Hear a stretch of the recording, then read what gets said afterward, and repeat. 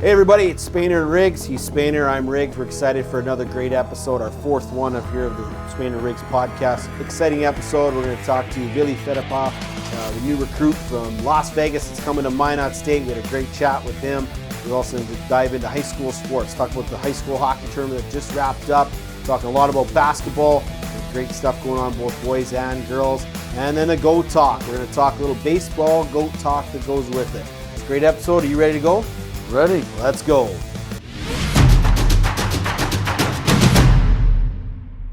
Here we go, our college segment on Spainer and Riggs, and we had a great interview with Minot State recruit Vili Fetapai. And you guys should come out and watch this guy play if you like smash mouth football. Hey, we're with Vili Fetapai here on the Spainer and Riggs show, and he is a newly signed recruit for Minot State University football. How you doing, Vili? I'm good. How are you guys? Good, good. So one of the things that caught our eye was you know, you're on social media, and you know, I saw your post where you were thanking all the coaches at Minot State, and you know, you seem to be like a super grateful and thankful person, and in watching your videos, it looks like you are an absolute workhorse, and you know, and getting ready for the season. You know, tell us a little bit about yourself. Well, I'm from North Las Vegas, and I've actually been homeschooled all my life until sophomore year when I started playing football here. I played football when I was little, since I was 7, and all the way through, I've always just played like Pop Warner until high school. Right on. Now, you know, obviously you didn't pick North Dakota for its weather, of course, and that'll certainly be an adjustment getting up to our cold weather. But tell a little bit about what led to your decision to come to Minot State, because obviously there must have been some good stuff that Coach Aldridge and the staff was telling you. Yeah, well, ultimately, it was really good. Whenever I was talking to the coaches, it was really nice and cordial. And because I wasn't able to go on a visit, they showed me all the videos that they would show me, like if I wasn't able to, and it was really nice. I really liked the campus. I really liked the people there, and it was really nice.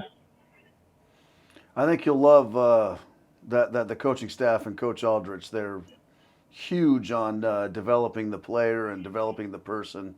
So and we're glad you're coming. And so it looks to me like you're a 3-sport athlete. You know, tell us a little bit about your 3 sports positions and what you do. I do wrestling, football, and track and field. What position do you play in football? I play right tackle and left guard. Nice. Right on. Now, those sports, do you think that being a multi-sport athlete, Spainer and I have always had that discussion, you know, we're a big proponent of kids playing multiple sports, kind of rounded your, you know, as an athlete. So would you say that was a big asset for yourself? Yes, I just wanted to always still be active during off season while still maintaining like being strong and like going in the weight room and stuff. So wrestling, it got me in shape a lot. I dropped a lot of weight, and in track, it's helping me a lot, like with explosiveness and being able to hit blocks. So all of it's like all around going into like football, which is my main sport. So tell us, right guard and right tackle. Do you get the pull and just absolutely maul like a corner or something? Tell us, maybe give us a little story about your best absolute pancake of somebody. All right. So when I was right tackle, and there's this play that we would always call. It was like, I think it was Super 8, and it was just the quarterback just runs and does a speed option to the right, and with that, I'm able to just go up, like pretend like I'm sealing off somebody like the DN, and then just run straight for the linebacker.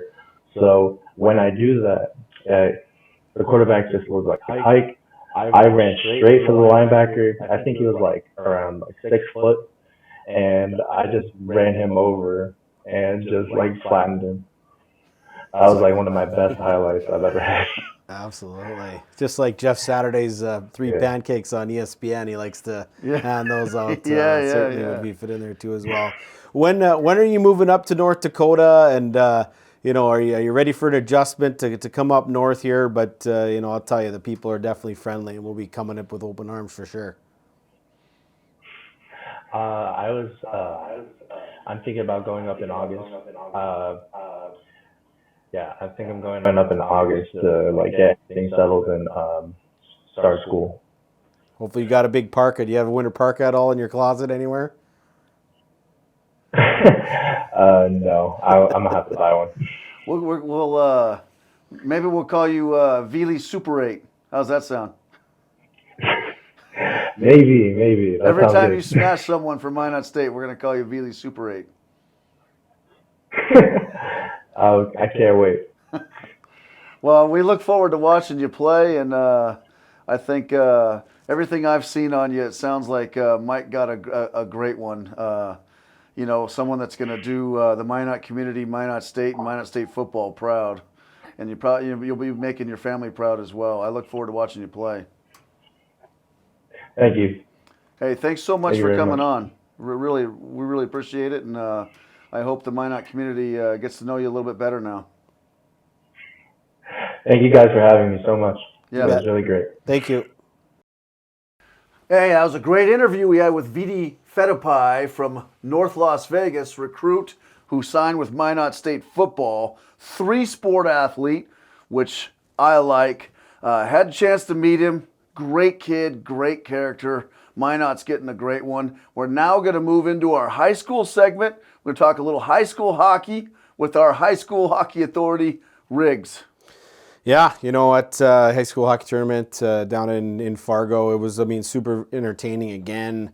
It's great hockey. Certainly when you get to you start to narrow down from the quarterfinals to semifinals and then obviously the championship game. And it was great to watch. And of course, you see two East teams take it off, and especially with Red River beating Fargo South. And you know what? It was a great hockey game. It just unfortunately, I'm a big, I don't care what the refs do, but unfortunately there was a major 5-minute major call. It was late, into the third period, and Red River scored 2 power play goals to take a 3-1 lead and never looked back. And so it's like, it's one of those, social media was it tough because it was a tough moment to get a major? Yeah. Or was it tough because it shouldn't have been a major? Should it have been a major? No, it shouldn't have been a major. It's in hockey, what happens is... Let me rephrase that question.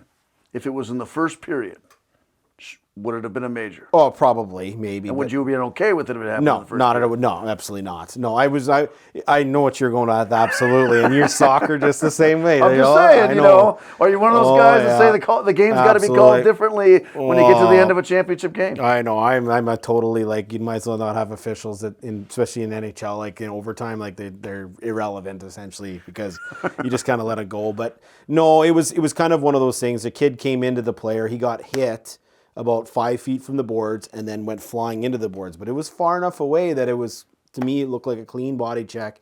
It just so happened that he hit the boards. And then for the first time in state high school history, they went to review an actual penalty. And I didn't even know that would even existing. Even the announcers were wondering what's going on here? I don't know if they're even able to review it, but they called it. It was what it was. They killed off probably, first half of that penalty, and then all of a sudden they scored 2 goals, and that was kind of what put the dagger in it. So it's kind of unfortunate. There still was some time on the clock, so, they could have made a comeback in terms of that, but they, couldn't find a way to do it. But it's kind of unfortunate, but in the end, it's good hockey. It was good, it was fun to watch. These kids were, especially those two East teams were powerful, and Red River had to win an overtime game to get in to qualify to state. So see them go on a run. So hats off to them because it was a good tournament. So I want to ask you, Minot High, they got there, took 2 L's, unfortunate. Yeah. Mac Morelli. Yep. Is he a young gun? He is. He is the future of minor high hockey. It's just kind of just like his older brother Mason, who's now playing, in the AHL, which is a level right below, the NHL. He's a really talented kid. He finished second in the team in scoring with 31 points. Last time a freshman to be that high, other than his brother, basically 5-6 years ago, or actually a little longer than that. It feels like it was 5-6 years ago. But Mac Morelli's a good hockey player. He is. I mean, the Morelli family name is just one that's synonymous with hockey here in the state. I mean, his dad played at UND, his grandfather played at UND, and scored the big overtime championship goal. I think it was like 53. I know the Morellis, if they're watching us, they're going to shoot me for that. But no, Reg Morelli was a big, just a UND hockey family. And so he legitimately is. And, there's going to be some big turnover at the minor high team. And he's a freshman, so he definitely will have to play another year before that whole junior, call question. But good grounded family that talks about family values while making sure that they develop their guys. So I know that they're gonna make sure that he plays at a minor high and doesn't leave way too early.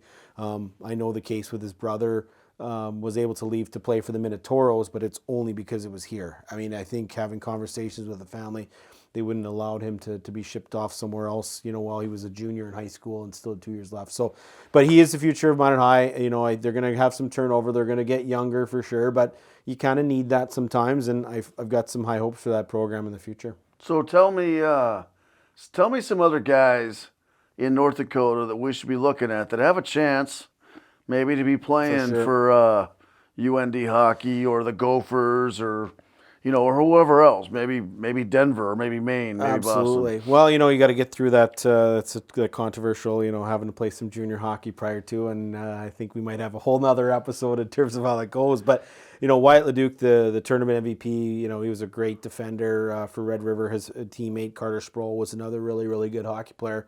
Another one from Jamestown I want to keep an eye on is Nolan Enau. I hope he's going to be another year of high school, but I think he's a late birth date, so he is eligible to play junior hockey. And so I could see him making that jump. I would really hope for Jaden Luck at Minot High as another kid. I would really love to see kind of make that jump up. He might have to do like an NA3 or Tier 3 and then probably do that. If the border had been open like it should normally be, you can get some really good high school kids to go up and play in Canada for a couple of years before they make that.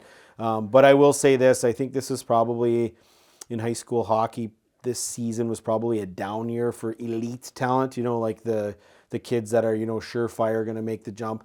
Those ones that are elite are like sophomores and they're freshmen, and so those are the ones that I feel like we could see because of COVID, next year. maybe. Yeah, absolutely it is. That's a whole nother animal with college hockey. I don't want to get into it, No. but I can tell you like USC's 51 in the recruiting class. Yep. And you look at California with all the massive mandates. Mm-hmm. California had the lowest amount of blue chippers this year. So I could see how you could have a difference between the youngers and the olders right now, but go ahead. And the two biggest things is that with COVID done was, first of all, half the teams got ravaged and didn't get to play, so they granted an extra year of eligibility across the board, so kids were staying another year longer than they would. The other side of it was COVID ravaged the semi-pro levels of the NHL. So like there's the AHL and there's the East Coast Hockey League. Those are good development leagues, minor leagues to get to the NHL.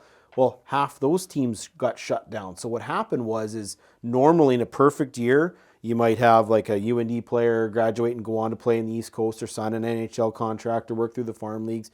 So those were eliminated, and then they were granted another year of eligibility. And so talking to a few Division I coaches that I know is that we could be in a 2, 3, or maybe even a 4-year cycle to work through this. And there's just too many kids and not enough spots. And so, I kind of feel like that's going to, hurt a few things. Some of the junior teams had shut down last year, but in a couple of years, we might end with like the best year ever. Yes, absolutely, right? 100%. Yeah. So now we're seeing it. It's going to be a game changer. But some of those kids, like I said, it's tough, too early to tell. But in the future, I got another one.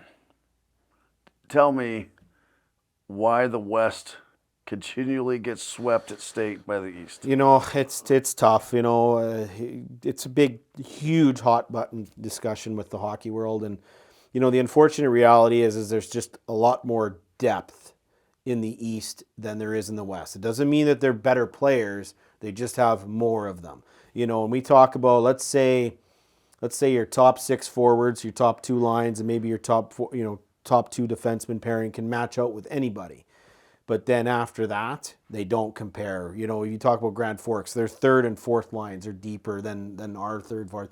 So what you do see in those matchups is that you see the top lines kind of cancel themselves out in a lot of times, but then they're getting second opportunities and they just tend to be a lot more deeper. And unfortunately, I feel like it's going to get a lot worse before it's going to get a lot better. You see what's happened in Bismarck. They've added another team, and now all of a sudden you've watered it down a little bit. Minot's going to add another team as well, which has been a big, huge topic, and that's going to happen down here, which, and it's controversial because here at Minot, they didn't even have enough to have a full roster for a JV in essence. So right now, even if there was a second high school right now, there wasn't enough kids to field 2 teams. So what are you going to do? And so that's a controversial thing. And that's going to be a big judgment call across the board. You talk about, soccer and how big powerhouses they are, and now they're going to split that up. Are they going to be watered down a little bit? But all the cities, as they get bigger, split their schools up. For sure, absolutely. The bottom line is the whoever the coaches are have to have vision.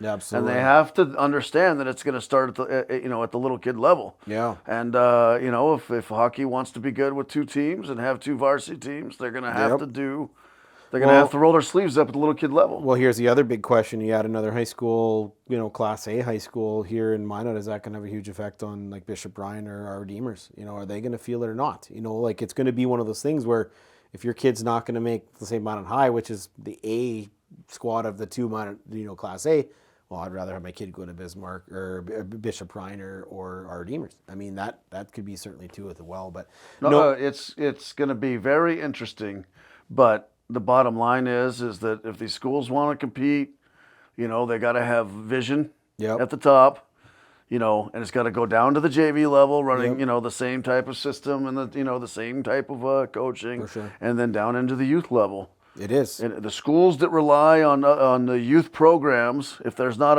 a leader in the youth program, you're not going to be very good in high school. No, you're not. And the other big thing, and this is kind of my own personal opinion too, is that I think just out west, if you took the best teams out west and consistently played the teams out east all the time, I think you might, feel like you're going to get better competition. You might move forward, and then it pushes the whole debate of in high school hockey, should there be a 2-tier system like there is in basketball? Like in basketball, you have Class A and Class B. Are there Class B schools playing hockey? Yes, there is. Absolutely. How 100%. many? Oh, boy. There's at least 2 or 3 out east. And you could almost say, I almost want to say half of them out west here. We're going to get some haters. I'm not talking about are they Class B level versus Class A level. It seems to me they actually truly are. In the West right now. Yep. How many schools that compete in Class B basketball are competing in Class A hockey? Well, you got Botno, you got Hazen-Beulah. I don't know if Dickinson counts for it. No, Dickinson's A, but okay. Wilson's considered A. Yeah. What about football? You got 5 different levels for football. Why can't you do it for hockey? Requires like 80 guys. Yeah, exactly. And they still could spread it out, in terms of that stuff. But at least I wonder if is Grafton. Grafton's B. Is a B. Yeah. And then you had Grand Forks football teams drop, because of their size and stuff like that. Well, here's what I'm saying. I'm okay. But first off, Botno and Rugby are 2 of the biggest Class B schools, and they combine for hockey. Yes, they do. So then that's they're probably bigger than Dickinson, and that's saved Botno for sure. So and I'm okay with if the Class B schools have a Class B division. Yeah. I'm not gonna sit there and say Minot because they're in the West or whatever, or they split high schools. And their Class A and everything else are now going to move to Class B in hockey because they can't beat Grand Forks Red River. Oh, yeah, no. But you're absolutely... size of school. And that's a whole nother debate on what that level... You're right, because you just, you don't want to have teams to, pick and choose. And, you see some teams petitioning to go down sometimes and up. In soccer, yes, the East used to sweep the West. Okay. Consistently. And, and I ran the Minot Youth Club. And I started telling them, look, the East can get to Minneapolis so easily. Oh, for sure. We're going to have to get to Minneapolis and play at that level if you want to, and then, the Minot girls now are in the state championship kind of consistently, and they won the state championship by the largest margin last year. In order for Minot hockey to catch the East, They're either going to have to keep their kids that are going to play juniors, For sure. or they're going to have to increase the numbers that are playing youth hockey. 100%. And I think it's honestly the best of both worlds. And, I know that they're doing a good job of developing the kids and their numbers are really strong, but we'll have to save the debate for another one. And honestly, truth be told, the best high school kids in Minot aren't here. They didn't. They're all gone playing AAA midget wherever. And if they would legitimately field the best team possible, boy, it'd be a really stout program. And if they get to that Bantam level, and then they go to Minnesota, they go to Minneapolis. There's 3 or 4 AAA midget teams that go, and you go to high school and different things. You got some in Colorado, you got some in Arizona. And I honestly think that if those kids, we can convince those kids, a couple of them to stay, understand the culture, learn the Morelli way of at least playing at least 2 or 3 years, and then then if you are that elite that you're going to the next level, then I can see that happening. But a lot of these kids don't. You want to know something interesting? Sure. I got on the ice on Sunday for the first time in my life. What in the world? What were you doing on the ice? Outdoor or indoor? Indoor. My wife and kids said, "You're coming with us, and we're going ice skating." Oh boy! First time in my life. So there may or may not be. I will no confirm or deny. There may or may not be video of this incident. Yeah, absolutely. And I have new respect for hockey people because that was interesting. Yeah. But I think the biggest question for everybody, even I'd love to hear some of the listeners is what type of impact is there going to be having a second high school? And I'd love to hear some opinion of what everybody else thinks is going to happen. There's a lot of proponents that say more opportunity. It's going to see more kids, which is good. But then is that going to water things down, and then Minot will never ever win anything ever again? So. I think it'll water things down initially with all the kids that were built up through the ranks. Yep. But when people see that there's 2 sets of spots, For sure. that wave will hit in 6 or 7, 8 years, and then and you'll see the benefits of having 2 sets of teams in every Sounds sport. good. But we will now move on to our Class B and Class A basketball discussions. Absolutely, boy. It's been a wild week here. I think you're getting through some weather stuff and finally narrowing it down. And there was some pretty exciting games. I was able to watch some highlights towards the end. Was it Delax? Delax lost a tough one to, who was it, our Redeemers, and a tough one at the end. Did you get a chance to watch any of those games, or been following along with district games and stuff like that? So what are your take on what's happened, especially here in District 12? And then, of course, we had Sammy Brandt. They powered through everybody. And I watched them in person. Team. Oh, my goodness, man. I will tell you, that doucher for Kindred is on another level. She's going to Alabama to play softball next year. She's an SEC kid playing State B. Oh, boy. Crazy. Class B sports in North Dakota. She had 19 at halftime, and they were up by nearly 40 in the second half of the regional championship. Kindred girls are legit. Yeah. It'll be interesting, though, because on the other side, MLS is long and athletic, and they're an unseeded team. And you got Grafton over there. Grafton is strong as well. Oh boy. I don't know who's coming out on the other side, and obviously, Kindred's got to get through Shiloh, and Shiloh's been the big game hunter. Mm-hmm. We know that the schedule they played.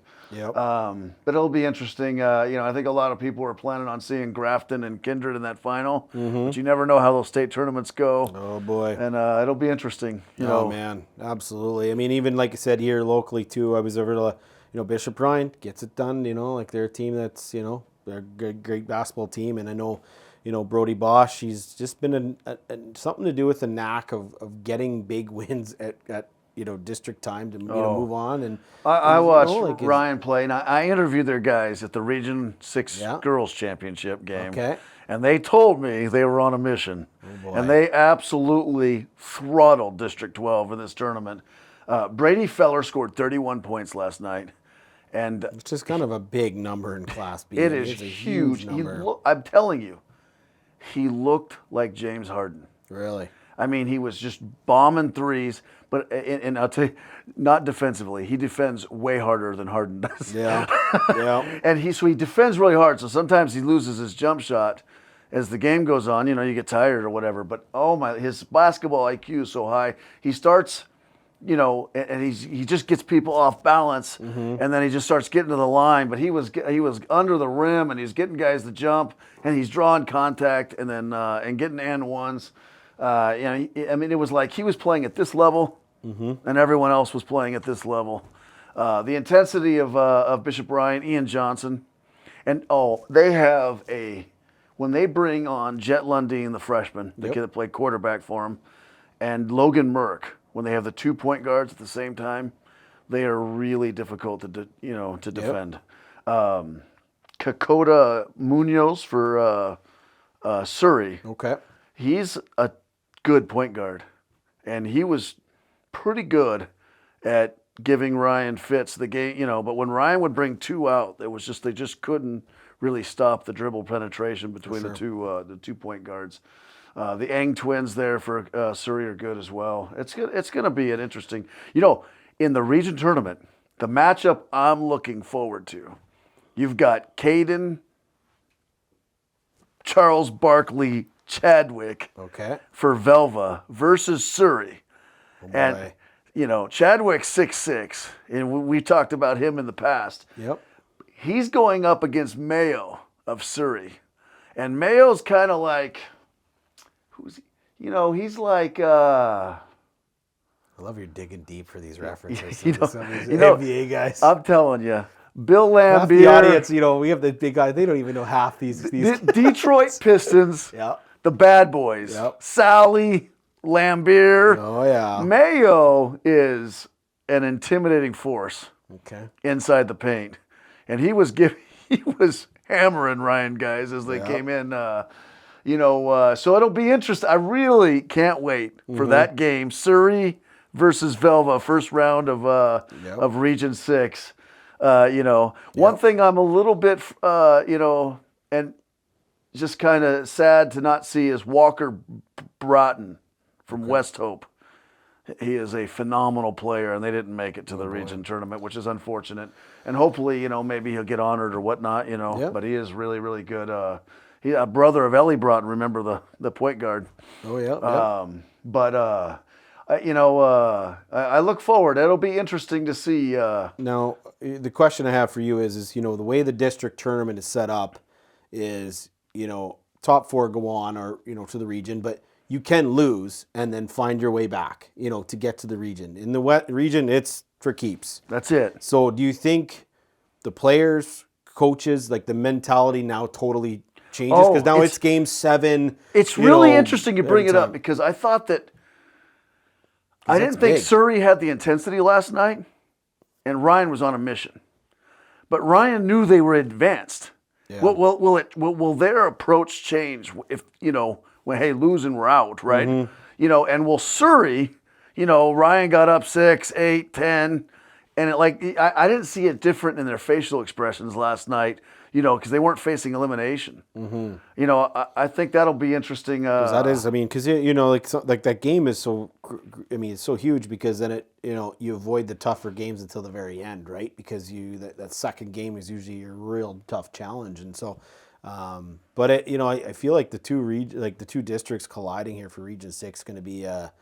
There's some good games, and I absolutely love it. You can watch all of them. I think on the Pro Style Network. I think Scotty K and his group's going to be covering, which is really good. I know you're going to be probably hanging out and catching out as I get as much interviews and stuff like that, which is really good because I do feel honestly this is probably the most Class B has ever been covered before in my time here anyways, in terms of social media content, with what they're doing with the broadcast, what you're doing, getting some interviews, that's something that we need to be. Seeing these kids get highlights. So I'm certainly looking forward to it, but it's going to be a good week next week for sure. I enjoy it. And I'll tell you, and if people are wondering, who I'm picking and whatnot to interview, it's not necessarily the best player.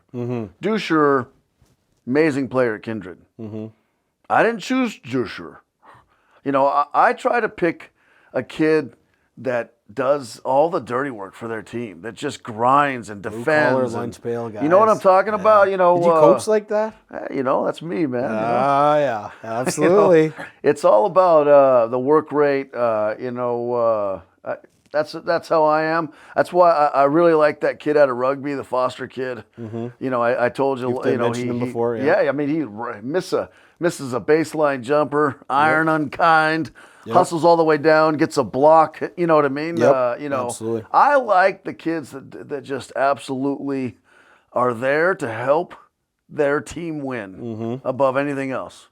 I see that in Feller. I see that in a lot of guys. You know, Connor at Bishop Ryan, that guy's down there begging and friggin' bringing down rebounds and doesn't worry about his scoring at all. You know, he's just up there, you know, just diving for balls out of bounds. He dove for one that looked like, remember those old commercials for the NBA? The NBA is fantastic back in the day. And there's the one where Shaq leaps into the crowd when he was young and skinny, and he throws. I was thinking that's the most athletic thing. I saw Connor dive toward me, and I was at the baseline there and try to save a ball. You know, For sure. I don't know. I like you know, kids that put the team above themselves. They're there to win. That's the only thing they care about. They don't care about all region, all wards. They don't care about starting or not starting. They're just there to win and grind and hammer. You know, because I think that's going to translate for the rest of their lives. For sure. Well, it's certainly going to be it's going to be an exciting couple of weeks here of basketball, and it's heating up. And of course, once you get into region time, there's a lot more eyes. The gyms start to be a little bit bigger, and then of course you lead to the big, you know, granddaddy, the mall of Class B, and then you're really the spotlight is on you with thousands of people. And you know, honestly, if you're going to get into that nervous set, the teams that do grind it out tend to be the tough defensively because everybody's gripping the ball tighter. You know, they're just a little nervous. You know, like it's just those type of things. So well, I'm gonna give you this.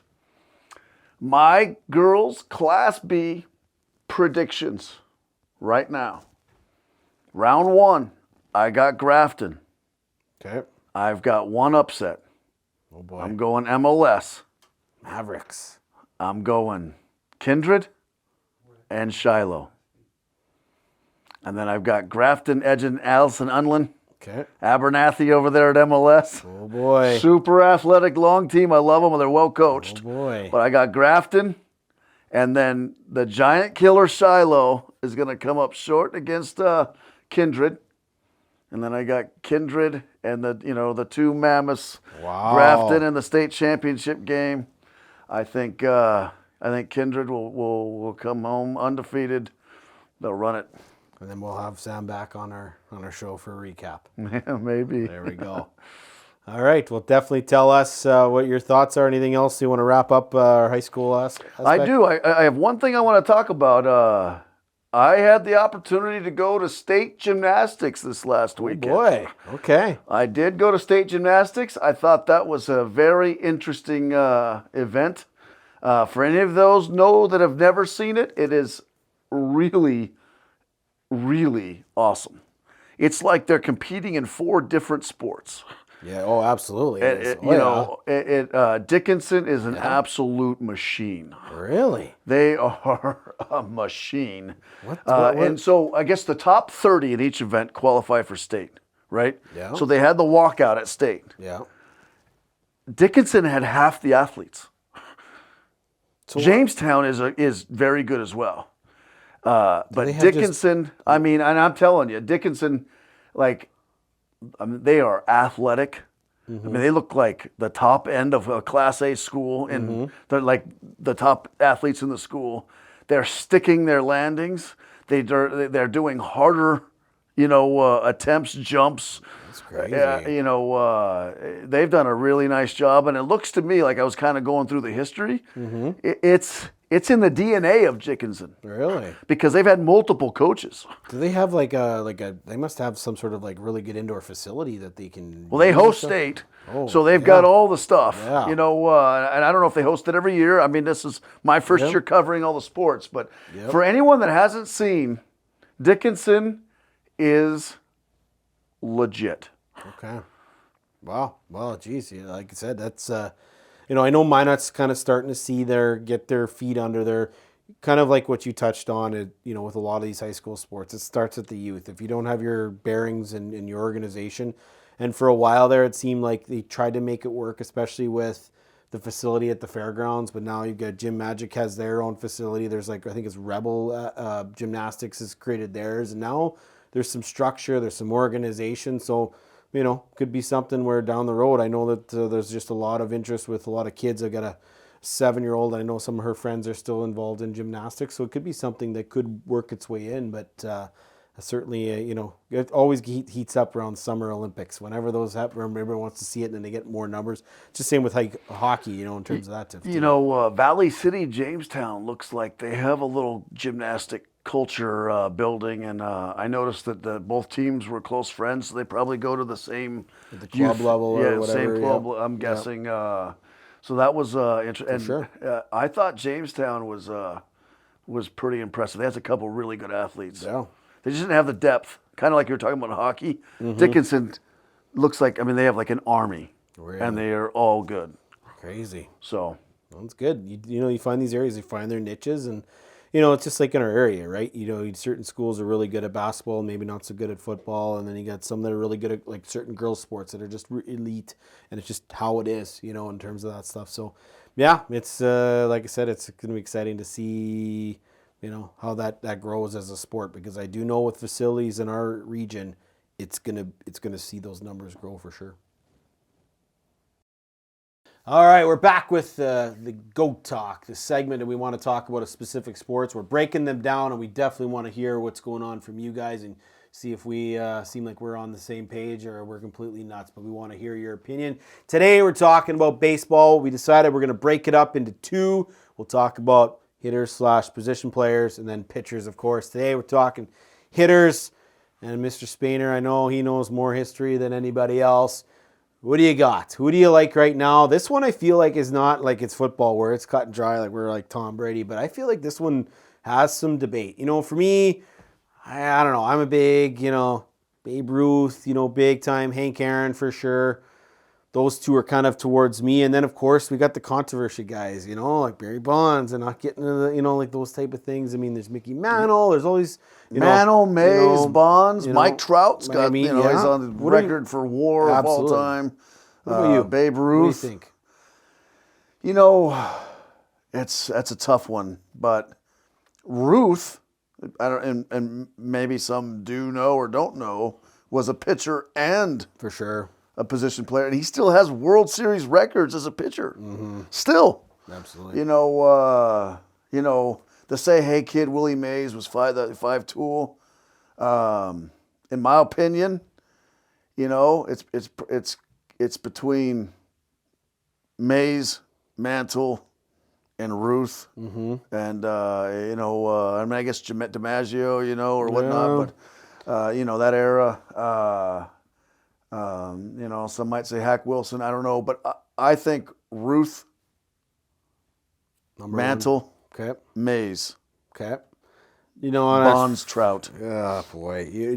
My question, I guess, is that, I not necessarily don't question. The thing is that I think Babe Ruth is actually probably by far was the most skilled. You talk about even you obviously we have to watch history and we see stats, but they talk about his lifestyle. He was big time into cigars and drinking and all that stuff, and would be towards the end of his career would still be hitting home runs. If he did the Mike Trout regiment and stuff like that, what kind of records would never ever be to stand for it?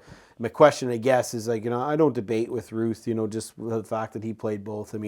Shohei Ohtani now. Talk about how that means to the sport, about having, now they talk about the negotiations. Of course, we're talking baseball here at probably the worst time with baseball basically imploding because they can't agree on what's going on. But do you think, the question is that if longevity is on Trout's side, he has the ability to be one of the greatest, if not the greatest? He's got to do something in the postseason. Oh boy, absolutely. He hasn't got there yet.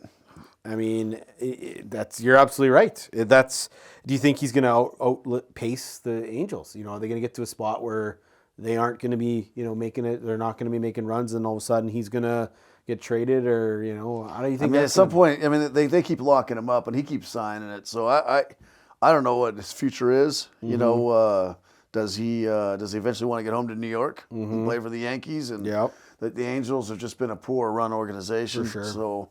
I got Ruth, Mantle, Mays, say, hey, kid, there, number 3? I mean, now the problem is, like, do you put more emphasis on hitting? Do you mean, what about stats? I mean, you talk about Willie Mays and what he was able to do defensively. I mean, you talk about that, and that's a sport where you're playing both, right? Whereas in football, you're just an offensive guy or you're just a defensive guy. And so, Mays was the one who Yeah. they, like, invented the term 5-tool player, Yeah, you know. absolutely. So, you know, I mean, I have him top 3. I mean, some people say that one of the I'm a Dodger fan. I'm not putting Mays higher than 3. And here's the other one.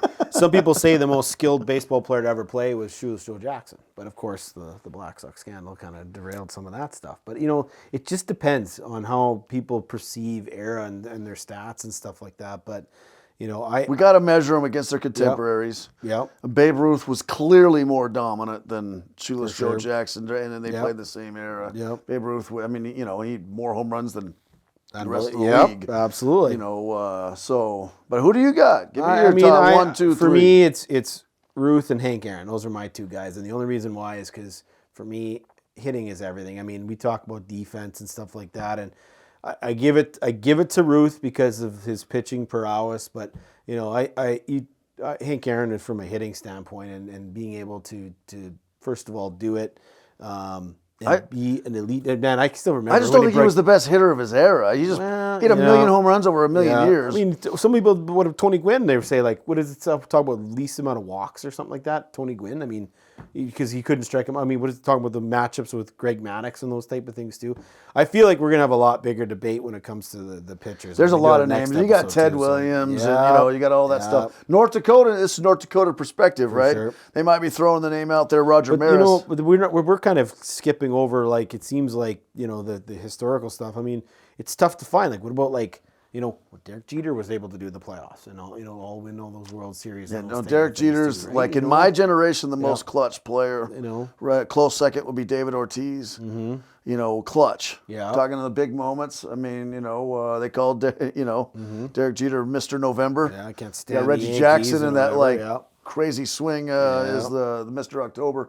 For sure. We want to hear from you guys, and this one should be a big debate. And you got Ken Griffey Jr., you got all these guys, that dominated for short term, long term. Absolutely. Straight defense, Ozzie Smith, whatever. Tell us who you think. I got Ruth. He's got Ruth Aaron. We want to hear from you. Thanks for tuning in to the episode 4 of Spainer and Riggs. We look forward to seeing you out on the road this weekend at WDA Eastern Conference Class A basketball and State B girls. And then we have the Region boys early next week. Follow us on YouTube and follow us on TikTok. You'll see us there. You'll see me out doing the interviews. And we are brought to you by the Dakotan Network. Thank you.